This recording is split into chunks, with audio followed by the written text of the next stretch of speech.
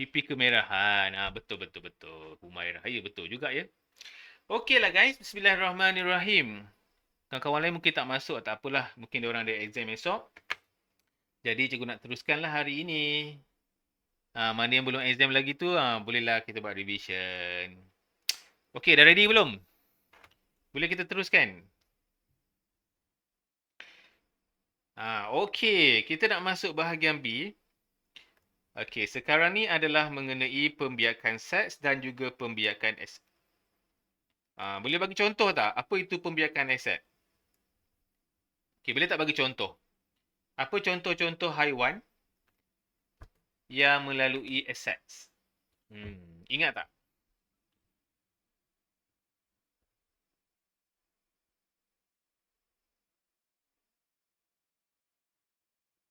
Siapa ingat?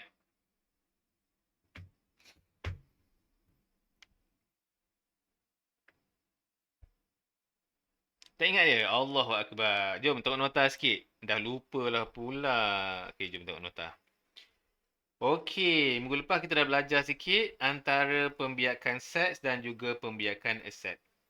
Aset tu apa? Aset tu adalah satu jenis sahaja. Dia tak ada. Contoh pembiakan vegetatif. Betul.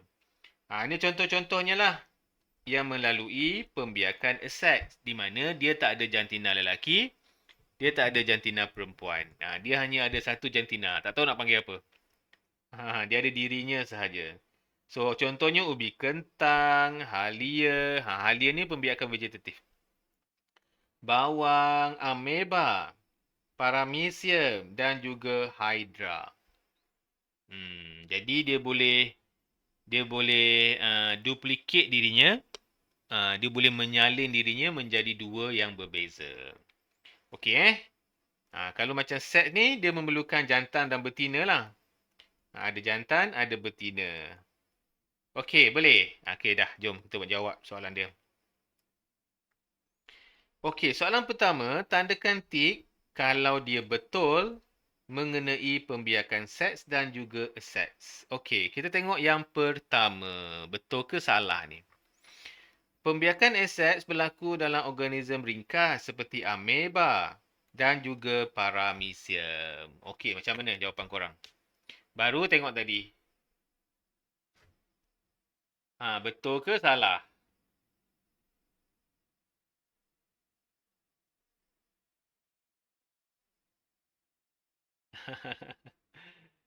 Sudah. Cuba jawab. Betul ke salah?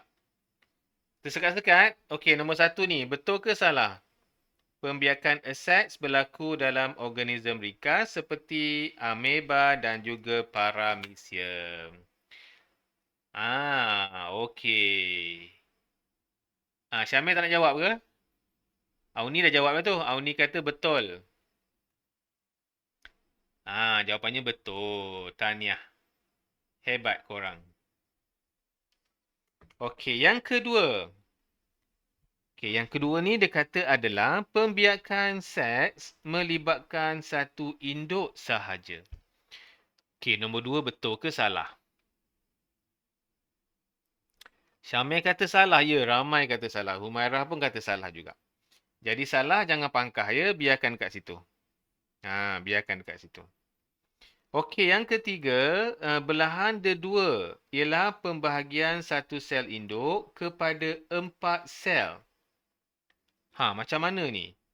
Adakah belahan kedua sekali dia belah menjadi 4? Betul ke salah? Namanya belahan kedua. Tiba-tiba jadi 4 terus. Betul tak? Salah. Belahan kedua dah tentulah jadi 2. Jadi ni salah. Jangan tanda lah. Okey, cuba tengok nombor 4. Persenyawaan dalam berlaku apabila nukleus gamet jantan dan nukleus gamet betina bercantum di dalam organisma betina. Ini betul lah. Ini senang sangat. InsyaAllah betul. Okey, next. Seterusnya. Okey, Rajah 1 menunjukkan beberapa jenis haiwan. Kita ada ikan, kita ada butterfly, dragonfly, kita ada ikan paus dan kita ada katak kat sini. Okey, sekarang soalan apa?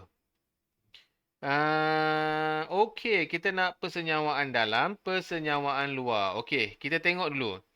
Persenyawaan dalam dulu. Okey, mana persenyawaan dalam? PQRS. Nyatakan hurufnya. Ikan paus. Okey, betul. Persenyawaan dalam. Lagi? R dan Q. Q tu apa? Okey. Q juga persenyawaan dalam. Katak dengan ikan ni persenyawaan luar. Betul. Persenyawaan luar lah yang berlendir tu kan? Betul. Auni betul, Auni. Okey, next. Seterusnya. Au pun betul. Okey, sekarang kita nak masuk sistem pembiakan manusia. Okey, jom tengok nota sikit sebelum kita buat. Tujuannya tu supaya kita ingatlah balik apa yang pernah kita belajar. Okey, jom nota kita mana? Okey, ni antara label-label kita. So, yang penting adalah testis ya. Testis penting. Yang kedua adalah ductus sperma. Ductus sperma. Yang ketiga adalah uretra. Uretra ni nombor 6 yang tengah-tengah tu. Yang tengah-tengah dia. Dan zakar lah. Ni antara yang paling penting. Jadi dah kita ingat dah nama-nama kan. Dan kalau sukrum kat mana? Sukrotum dekat nombor 2 kat sini.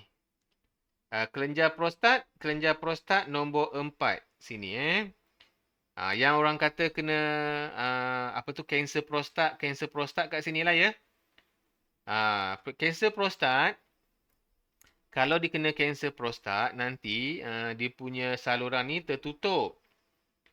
Bayangkan tertutup. Macam mana air kencing nak keluar? Dia rasa macam bengkak lah. Cuba kita, kalau kita lawak lah kan, kalau rasa nak kencing sangat, macam mana rasa? Tak tahan. Tak tahan sangat macam mana? Macam tu lah orang yang kena kanser prostat. Nak kencing tak boleh. Sebab tertutup.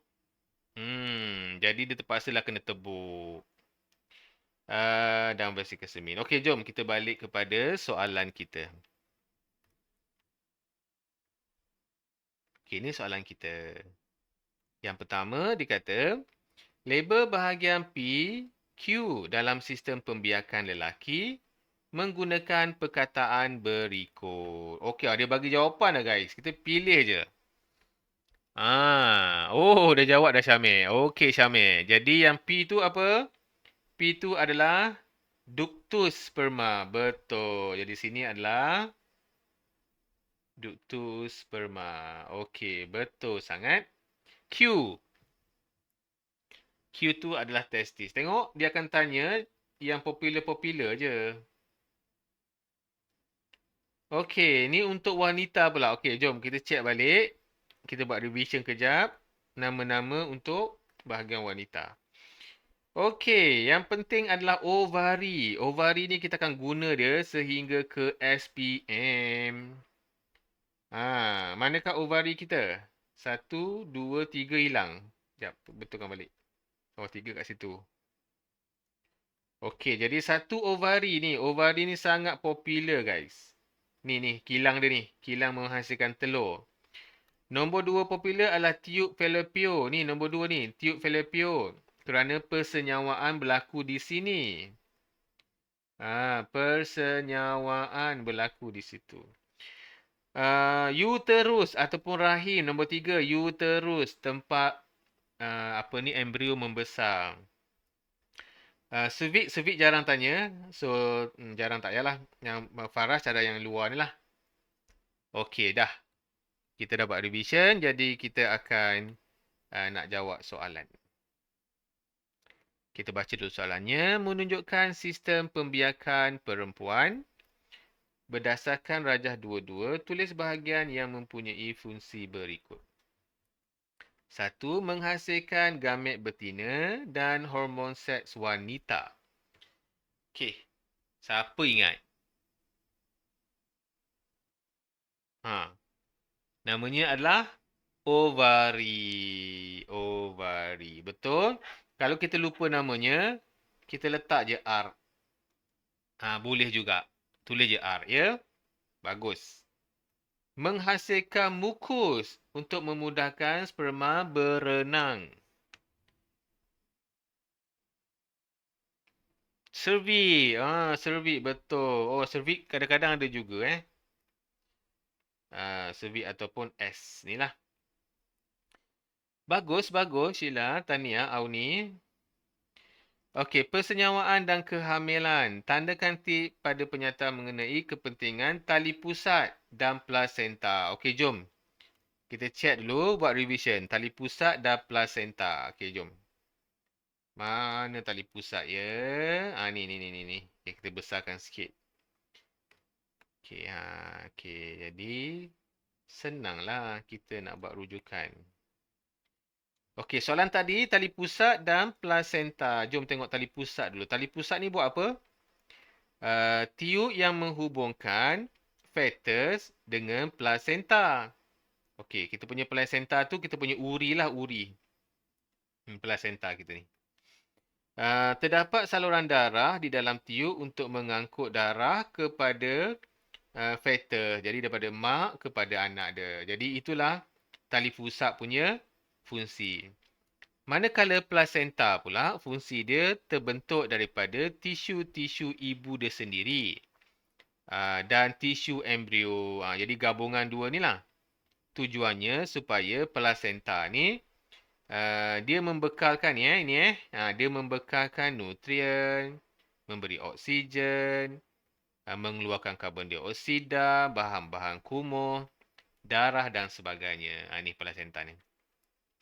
Jadi plasenta dan tali pusat, benda yang berbeza dan fungsi yang berbeza.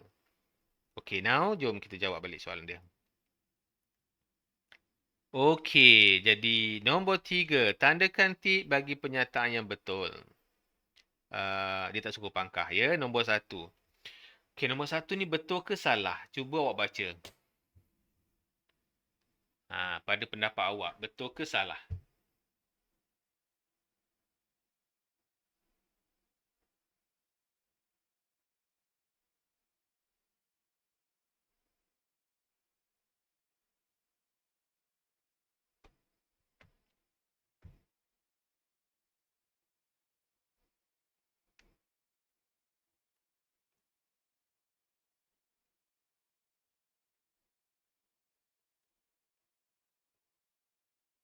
Sudah. Betul. Ini kata betul. Kawan-kawan lain macam mana? Menyingkirkan bahan buangan dan karbon dioksida daripada embrio kepada ibu. Betul. Baru cakap tadi kan? Ada oksigen, ada karbon dioksida, ada bahan kumuh, ada darah. So semua ada. Okay, nombor 2 pula. Betul ke salah? Okey, Auni kata salah. Kawan-kawan lain macam mana? Salah juga kah?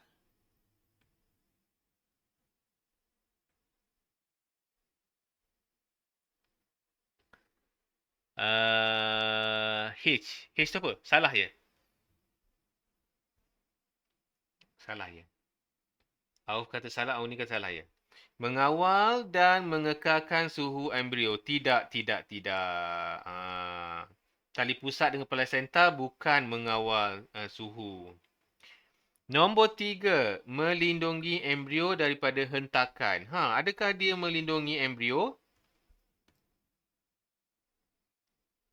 Salah. Salah ya. Kalau ikutkan siapa yang melindungi embrio? Siapa ingat? Dalam tadi, siapa yang melindungi embrio dekat bila ibu mengandung tadi ya?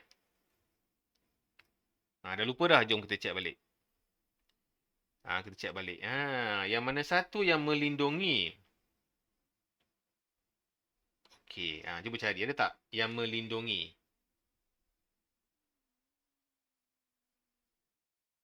Apa namanya?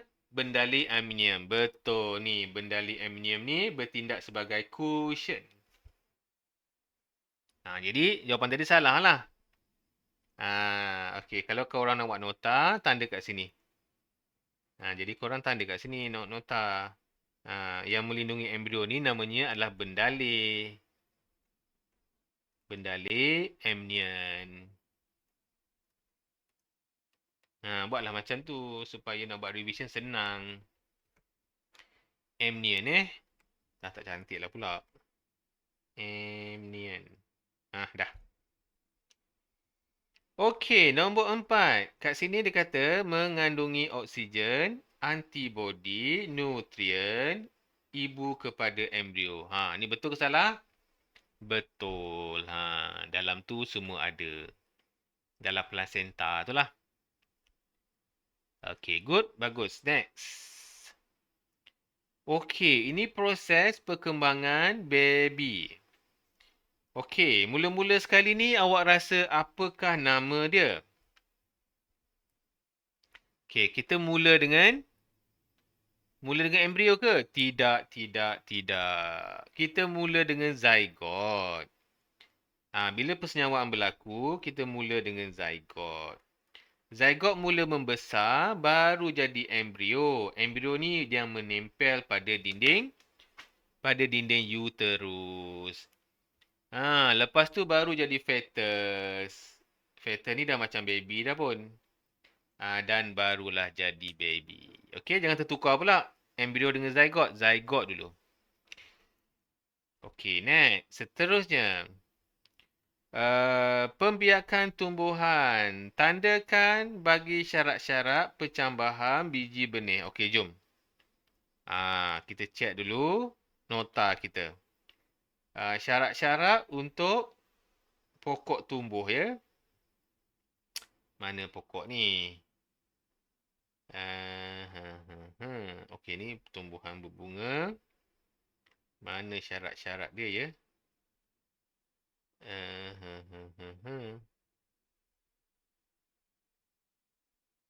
Okey, ni syarat-syarat dia. Air, udara, suhu yang sesuai.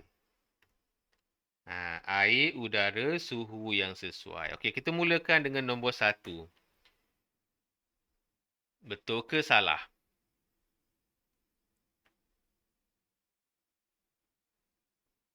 Betul. Nice. Nombor 2.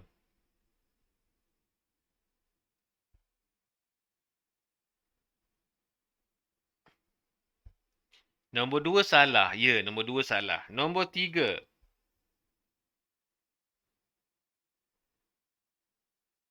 Nombor 3 betul. Baja tak terlibat. Tak ada tadi. Okey. Sekarang ni kita tengok pula pasal bunga. Okey, jom buat revision sikit bunga.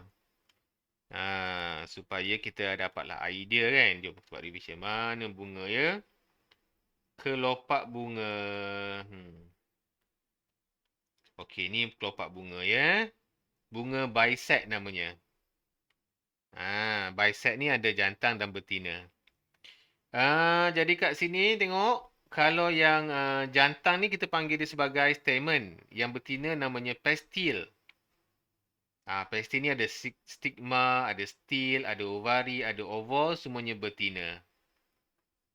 Stamen ni jantan. Tengok man. Belakang ni man ni. Ingat man, ingat jantan. Okey. Jadi ada enter, ada filament ni, man ni. Jantan ya. Okey, itulah. Jom kita jawab soalan. Okey, ready? Jom. Menunjukkan keratan rentas bujur bunga raya. Okey. P dan Q. Padankan struktur P dan Q dengan betul. Okey, cikgu akan buat A, B dan C. Okey guys. P dulu. P pasangan dengan apa?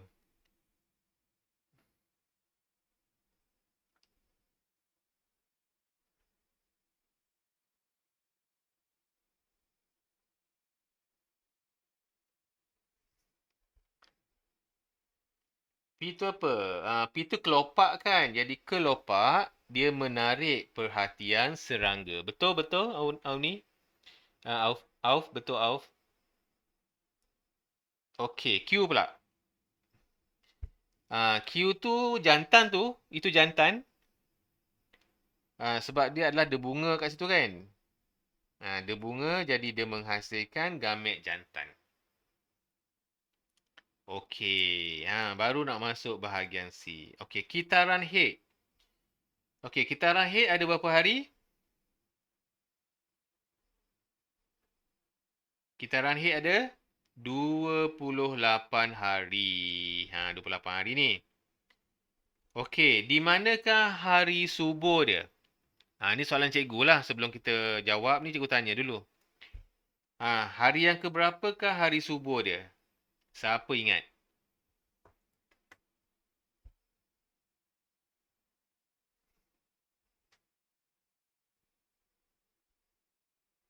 Hari yang ke-18? Bukan, bukan, bukan, bukan.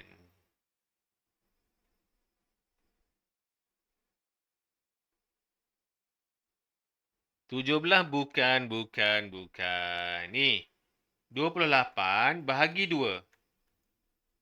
28 bagi 2 apa? Tengah-tengah lah. 14 ni hari subuhnya tengah-tengah ni. Faham tak? Antara 14 dan 15 lah tengah-tengah ni. Tapi kita boleh jawab 14. Jadi ingat tau bahagi 2. Bahagi 2. Itu adalah hari subuh dia. Hari subuh ni maksudnya kat sini proses pengovolan. Maksudnya kita punya oval akan dihasilkan. Maksudnya telur tu dah ready lah. Telur tu dah ready untuk disenyawakan ya pada 14 hari. Kita rakit. Okey, soalan A. Kitaran head merupakan satu siri perubahan yang berlaku kepada bahagian tertentu dalam sistem pembiakan wanita.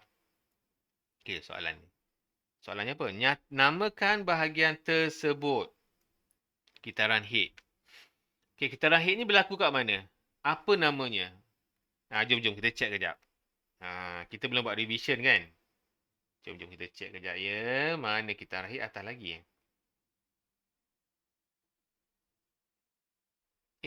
atas lagi ke dah lepas? Sini. Okey. Okey, jadi kitaran head berlaku kat mana? Dekat sini. Uterus. Nampak tak? Sebab kat sini ada penebalan dinding uterus. Faham tak? Jadi dia berlaku pada dinding uterus. Betul uterus. Okey guys, boleh okey. Jadi darah berkumpul kat sini. Okey, cikgu tanya lagi. Kenapa darah ni banyak sangat? Kenapa darah ni berkumpul kat sini? Sebelum dia gugur, kenapa dia berkumpul? Apakah tujuan dia berkumpul kat sini? Awak rasa kenapa? Auf? Auni? Umairah ke? Syamil? Kenapa rasa-rasanya? Dia berkumpul dekat situ. Why? Siapa ada jawapan? Dan kemudian dia gugur pula. Kenapa dia gugur? Dia berkumpul di sini. Tujuannya untuk persediaan. Persediaan untuk apa? Untuk menerima embrio. Jadi kalau embrio dah ada, dia dah tebal. Jadi nak menempel tu senang. Faham tak? Itulah tujuan dia. Okey, kemudian kalau embrio tak ada, dia gugurlah kembali. Jadilah darah head. Dan lepas tu bulan depan dia berulang lagi. Dia ready lagi, dia standby lagi. Takut-takut ada embrio. Jadi ini namanya penebalan dinding uterus untuk persediaan menerima embrio jika berlakunya persenyawaan. Faham tak? Jadi sebab itulah dia tebal. Bukan suka-suka dia tebal. Sebab dia nak menempelkan embrio tersebut. Okey, jawab lagi. Jadi kat sini, kat mana berlaku? Dekat dinding uterus. Uterus. Dah. Okey, soalan seterusnya. Tuliskan peringkat PQRS bagi penyataan berikut. Okey, nombor 1. Dinding uterus terus menebal Kenapa dia menebal? Persediaan untuk persenyawaan dan juga penempelan. Okey, ni peringkat mana ni? Mana peringkat dia? Oh, okey kat sini. Peringkat mana ni? Dia tebal ni. Tebal tu maksudnya peringkat dekat sini dah ni. Nak ada baby dah. Peringkat S. Dia nak ada baby dah. Jadi, dia berada pada peringkat S. Faham tak? Kalau dah ada. Jadi, sebab kita punya subur kita dekat sini kan. Kita punya subur dekat situ. Jadi, S ni memang dah bersedia untuk penempelan. Kalau ada embrio lah penempelan kat sini. Faham tak? Okey, lagi. 2, lapisan dinding uterus dan saluran darah pecah. Kemudian darah dan tisu keluar daripada badan. Dia dah menjadi darah haid. So, darah haid yang mula-mula berlaku di sini. Ini darah haid mula jatuh.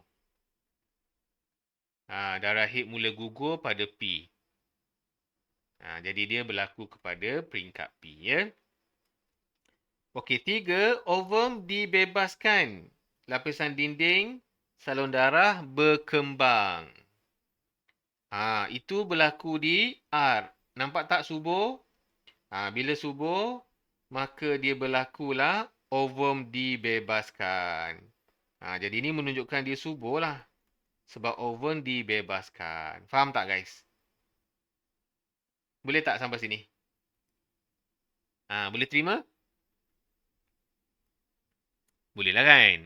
InsyaAllah. Boleh sahaja.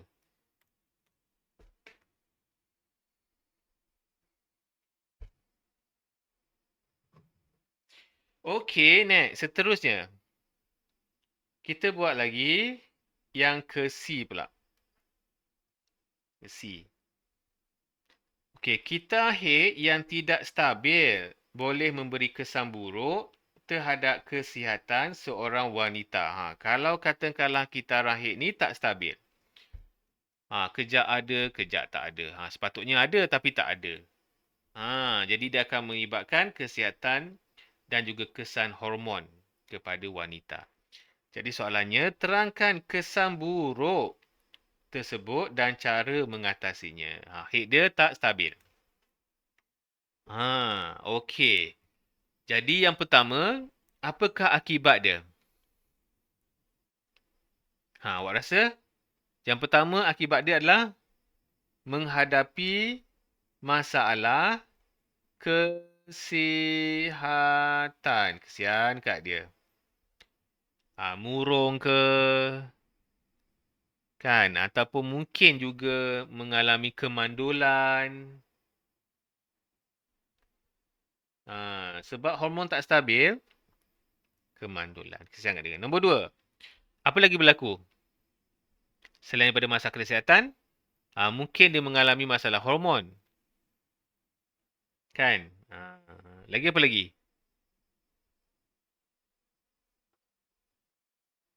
Dia kata kat sini kesan buruk dan cara mengatasinya. Okey. So, apa cara mengatasinya supaya kita nak dia lebih stabil? Jadi, kita kena bagilah hormon kat dia. Sebab sekarang ni hormon dia tak stabil ni. Faham tak? Hormon perempuan ni tak stabil. Jadi, cara untuk mengatasinya. Jadi, cara mengatasi masalah ini ialah dengan cara rawatan hormon. Jadi dia kena cucuk hormon lah. Supaya haid dia nanti akan kembali stabil.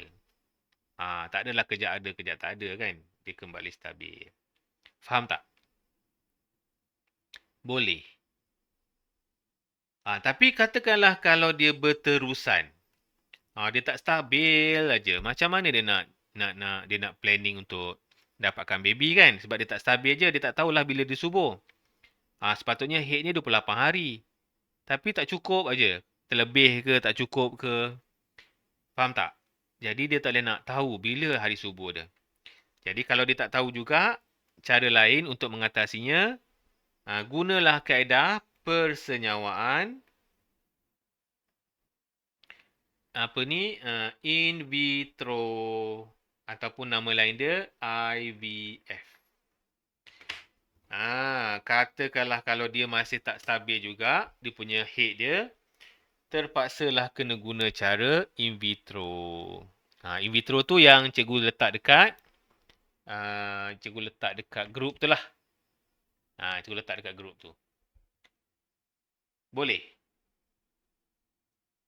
Okay guys, boleh InsyaAllah. Okay, nak tanya apa lagi tak?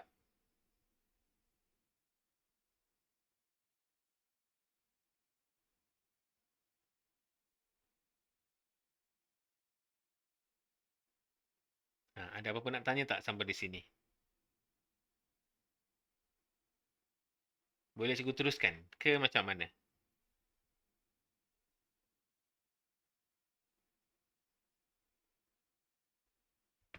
Boleh aku teruskan lagi. Okey, seterusnya. Apakah kepentingan, ke korang nak salin dulu ni? Senang je kan? Apakah kepentingan menjaga kesihatan diri semasa haid? Ni perempuan lah biasanya. Kenapa kita perlu menjaga kesihatan? Apakah kepentingan dia?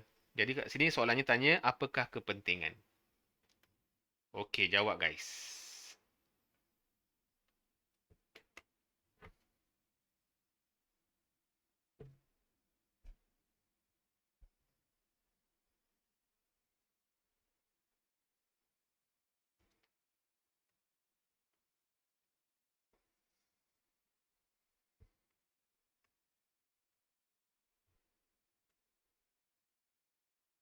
Awak rasa? Auni? Auni rasa kenapa kepentingan dia? Kita kena menjaga kebersihan. Humairah ke? Bagi satu sebab.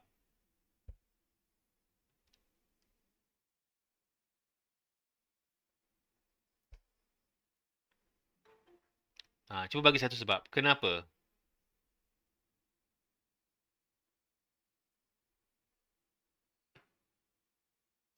Kenapa kita perlu jaga kebersihan semasa kehadiran haid? Kena jagalah supaya tak kotor. Kena tukar pad dia. Kena jagalah tempat-tempat yang keluar darah tadi kan. Kalau kita biar darah tu banyak mikroorganism. Jadi kita kena selalu cuci.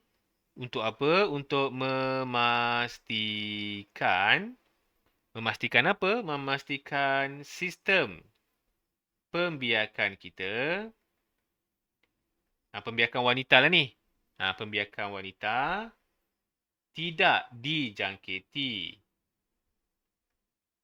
Tidak dijangkiti oleh mikroorganisma ataupun mungkin virus ke, mungkin bakteria ke,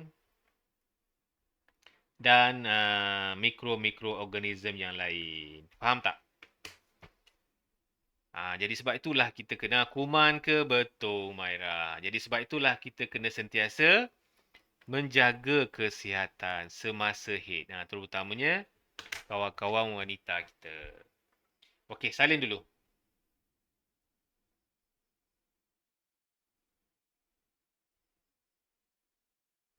Syamil dah laju, Syamil. Okey, nice.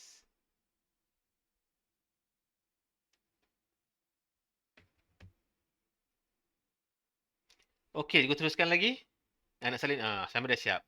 Kawan lain dah siap? Okey, E pula. Okey, nyatakan dua cara wanita menjaga kesihatan diri ketika haid. Macam mana cara dia? Supaya dia dalam keadaan bersih. Syamil kata menukar tuala wanita. Betul. Setiap 3 kali sehari. Betul? 3 kali sehari. Bagus-bagus. Cikgu pakai Syamil punya jawapan lah. Okey, jadi kat sini kita kena tukar tuala wanita. Boleh juga pakai Syamil punya 3 kali sehari ataupun nak bagus lagi setiap 4 jam. 4 jam sekali. Lebih kerap lah sikit. Macam tu.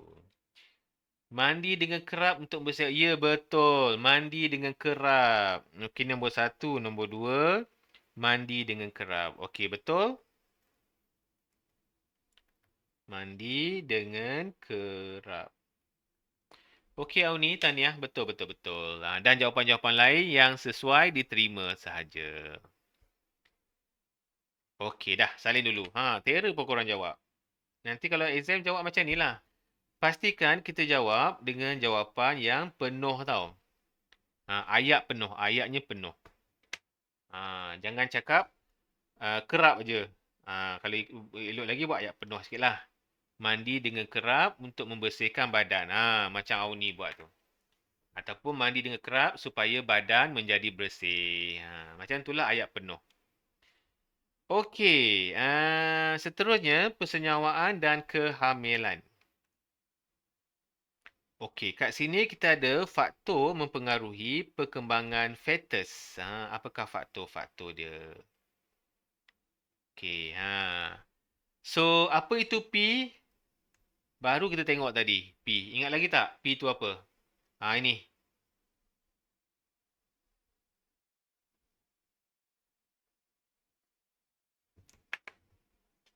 Cuba komen sikit. Siapa ingat lagi? Apakah nama P tu?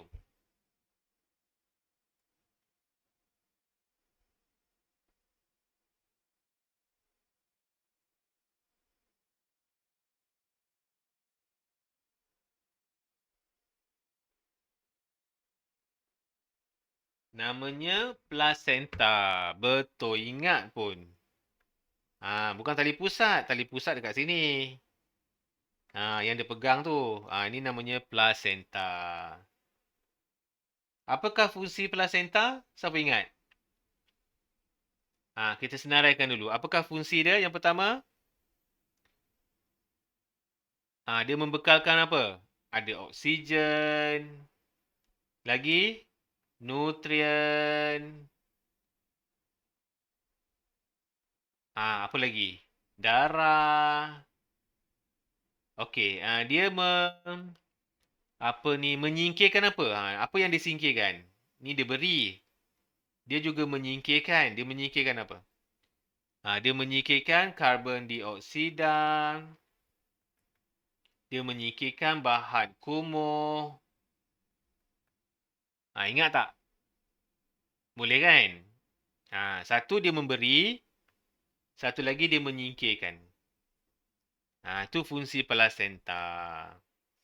Okey, soalan pertama. Namakan P. Nama P adalah placenta. Okey, lepas tu, nyatakan fungsi dia. Kita buat ayat sikit lah. Kita akan buat tempat pertukaran. Yang pertama apa ni? Nutrien tempat pertukaran nutrien. Lagi apa? Oksigen. Karbon dioksida. Karbon dioksida. Apa lagi ya? Bahan kumuh. Bahan kumuh ni macam air kencing baby itulah. Bahan kumuh antara darah ibu dan darah fetus. Jadi dia berhubung melalui tali pusat. Betul Syamil, ya bahan kumuh. Macam tu. Jadi kalau kita dah ada idea, mudahlah kita nak buat ayat. Tapi kalau idea langsung tak ada, memang tak ada harapan lah nak jawab kan. Hentang-hentang pun tak betul-betul juga. Banyak lagi guys. Oh, sikit lagi, sikit lagi. Oh, okey, jom, jom, jom. Dah tak banyak dah, tak banyak dah. Okey, nombor 2. Okey, nombor 2 kita baca. Jika saluran darah ibu menjadi sempit. Darah ibu menjadi sempit. Jadi macam mana dia nak bagi darah tu? Apakah kesan dan komplikasi kepada struktur P? Apa jadi placenta ni? kalau saluran darah mak dia sempit. Darah boleh lalu tak? Jadi yang pertama, mengganggu aliran darah. Tak boleh lalu lah. Dia akan mengganggu aliran darah. Darah apa? Darah antara ibu dengan fetus. Jadi yang sempit ni dia akan mengganggu darah ibu dengan fetus. Sian kat dia. Okey, mengganggu. Jadi kalau dia mengganggu, apa jadi? Tapi akan datang, korang janganlah buat tanda tik ni. Ni cikgu buat ni supaya senang korang nak buat ulang kaji. Jika dia mengganggu darah, apa jadi? Adakah dia dapat bagi oksigen? Adakah dia dapat bagi nutrien? Tidak dapat. Ataupun dapat bagi pun kurang lah, tak mencukupi. Jadi kita jawab, plasenta tidak dapat membekalkan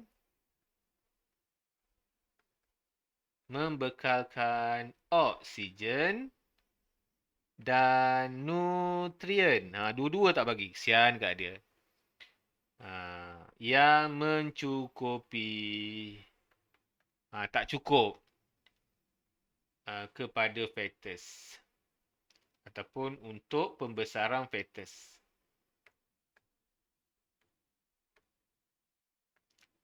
Untuk pembesaran fetus. Pembesaran kadang-kadang dia tak panggil pembesaran, dia panggil tumbesaran. Bolehlah pakai pembesaran boleh, tumbesaran pun boleh. Sebab istilah pembesaran tu dipanggil tumbesaran. Pernah dengar tak tumbesaran? Pembesaran ni macam kita membesarkan bangunan-bangunan, kita panggil pembesaran. Tapi kalau kita tumbuh, menjadi dewasa, menjadi tua, kita panggil tumbesaran. Jadi istilah yang tepatnya adalah tumbesaran. Ya, tumbesaran. Okey. Kalau ada idea, senang nak jawab. Betul tak? Masalahnya kalau tak ada idea ni yang melompong ni. Okey, salin dulu. Dah siap beritahu cikgu. Tinggal sikit aja lagi. Tak banyak dah pun.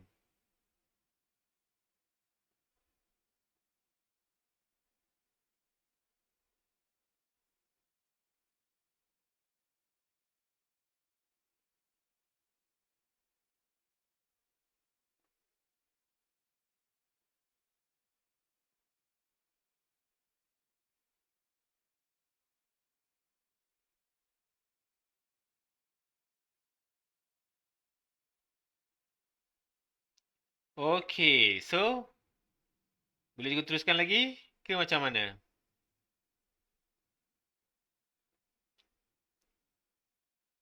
Dah siap. Kalau dah siap, cikgu teruskan lagi ya. Okey, nice. Okey, kita masuk soalan yang berikut. Kat sini dia kata, jadual 1 menunjukkan pengambilan nutrien bagi wanita hamil, wanita tidak hamil dalam sehari. Beza tak? Seorang yang mengandung, seorang lagi tak mengandung. Cuba tengok, yang mengandung ni makan lagi banyak guys. 11,000 kilojoule. Yang tak hamil 9,000 je. Okey, kalsium lagi banyak. 1,000 hingga 1,500. Kalau tak hamil, tak makan kalsium banyak. Dan protein pun kena banyak lah. Kenapa dia perlu makan banyak? Kerana untuk memberi makanan kepada baby. KJ. KJ ni namanya kilojoule. K tu kilo. J ni joule lah. Okey, boleh. Kilojoule. Macam km, kilometer. KJ, kilojoule. Okey, Umarah. Boleh faham tak? Jadi kilojoule ni lebih kepada makanan sahaja. Makanan. Tenaga kita lah, tenaga kita. Jadi orang yang mengandung ni, dia makan banyak lah untuk baby dia. Soalan pertama. Okey, mengapa wanita hamil perlu memerlukan nutrien yang lebih banyak berbanding dengan wanita yang tidak hamil? Okey, cuba korang bagi idea. Kenapa? 2 markah.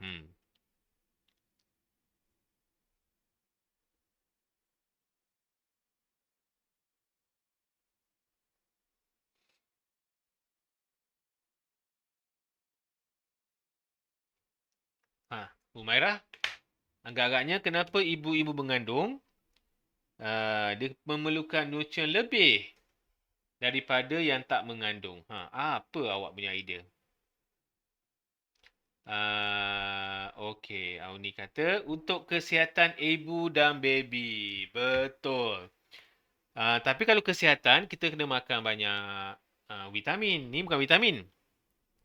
Nutrien ni lebih kepada tenaga.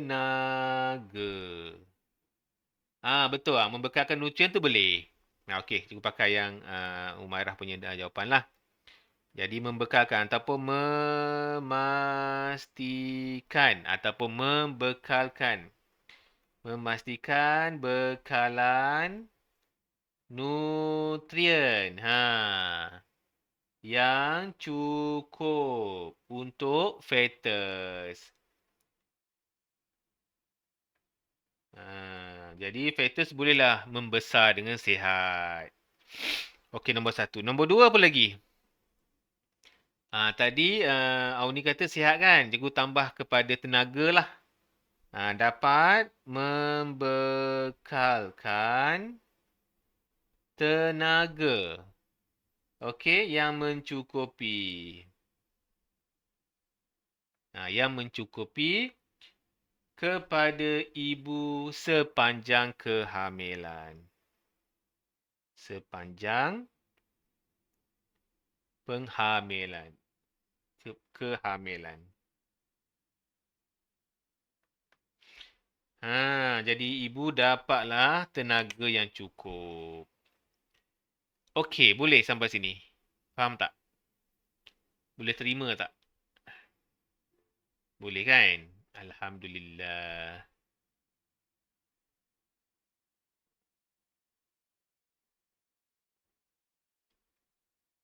Okey, awak pun faham. Okey, kita move lagi. Dah siap? Oh, lajunya. Okey, kita baca soalan bawah. Puan Izzati disahkan hamil 5 minggu. 5 minggu ni biasanya tak nampak besar lagi lah perut dia. Jadi doktor menasihatkan supaya mengambil asid folik. Asid folik untuk apa? Siapa ingat? Apakah fungsi asid folik? Siapa ingat?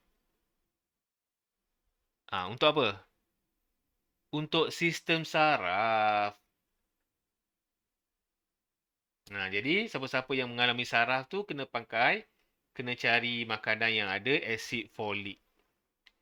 Okey, sepanjang trimester pertama, wajarkah tindakan doktor tersebut? Wajar ke tak wajar? Ya, wajar.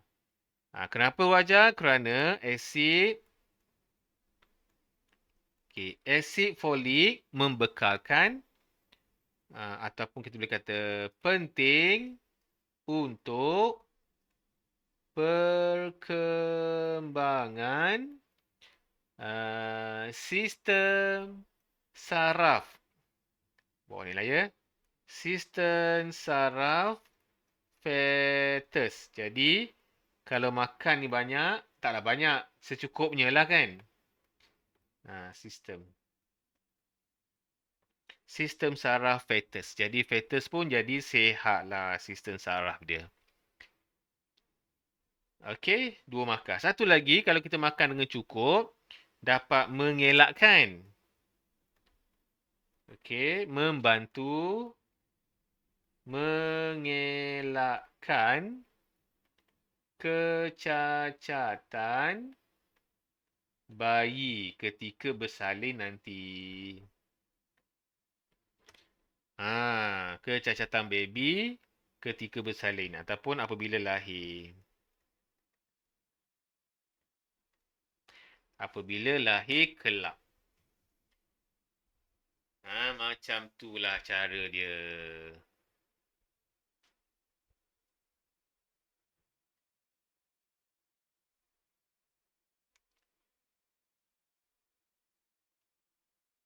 Okey, macam mana guys? Faham tak? Senang je kan? Kalau kita tahu, ya senang. Masalahnya takut tak tahu. Kalau tak tahu, tak bolehlah buat apa-apa.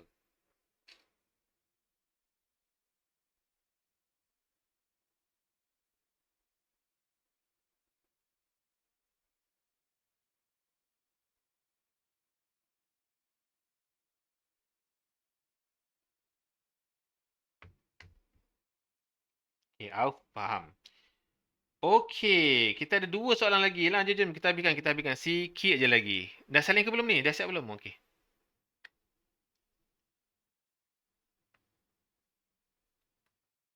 Dah siap salin, beritahu cikgu. Kalau dah siap, beritahu. Tak siap pun beritahu.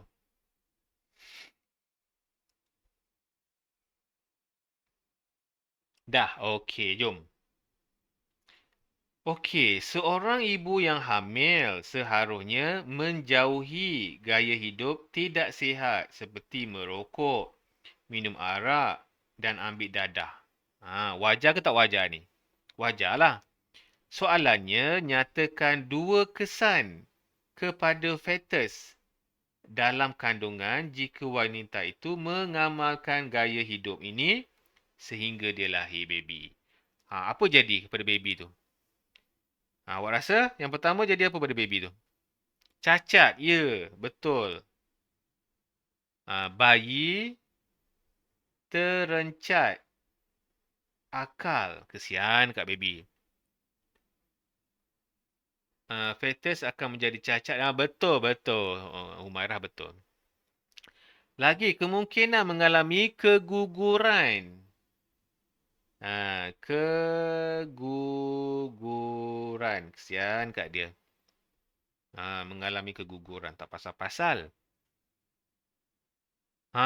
Mungkin juga menyebabkan kematian bayi semasa dilahirkan. Kesian tak? Ya, kesian lah. Atau lagi, satu lagi mungkin juga bayi dilahirkan sebagai pramatang. Okey, pramatang tahu tak? Tahu tak pramatang? Apa maksud pramatang? Bukan kanser, bukan. Pramatang ni maksudnya dia lahir tak cukup bulan. Maksudnya dia lahir jadi kecil lagi lah. Tak cukup umur, ya. Tak cukup umur. Lahir awal. Ya, betul. Pramatang lahir awal. Jadi kat sini soalannya nak minta 2 markah. Jadi cikgu bagi dah 4. Jadi korang pilih 2 yang korang ingat je lah. Tak payahlah buat semua. 2 je dia nak.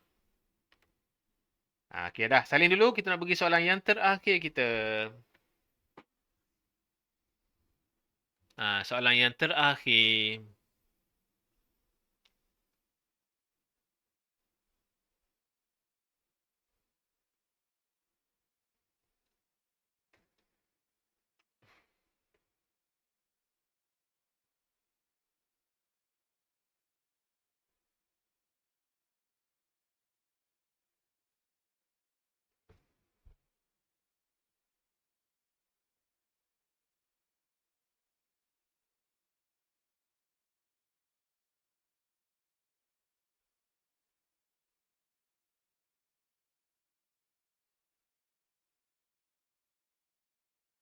Okey dah ya. Okey, yang terakhir. Kes hamil luar nikah. Maksudnya dia belum nikah dah dapat baby. Di kalangan remaja semakin meruncing. Betul? Kesan daripada masalah sosial. Adakah tindakan setengah remaja menggugurkan kandungan tersebut adalah wajar? Berikan sebab dia. Awak rasa kalau dia mengandung sebelum dia kahwin, adakah dia patut dia gugurkan baby? Ya ataupun tidak? Cikgu nak tengok jawapan awak. Betul ke tidak?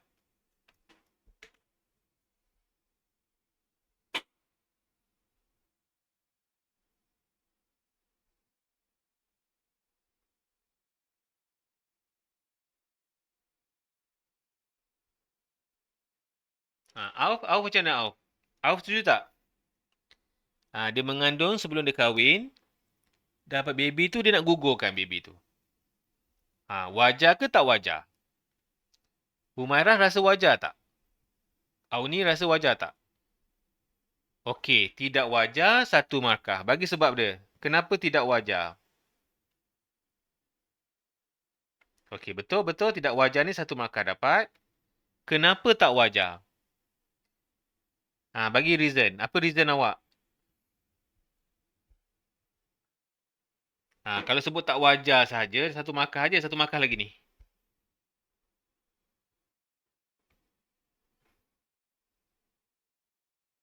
Auni apa sebab dia? Awak kata tak wajar kan? Kenapa tak wajar? Syamil, kenapa tak wajar Syamil? Mesti awak ada sebab awak sendiri.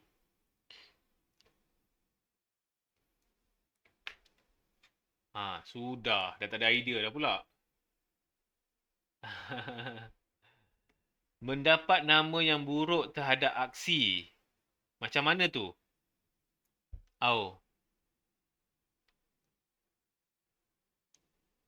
Nama yang buruk kepada family. Macam tu maksud awak Au.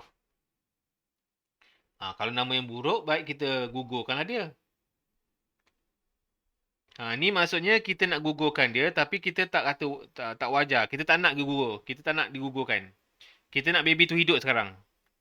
Kalau kita sebut tak wajar, maksudnya kita nak baby tu hidup. Kita tak nak gugurkan dia.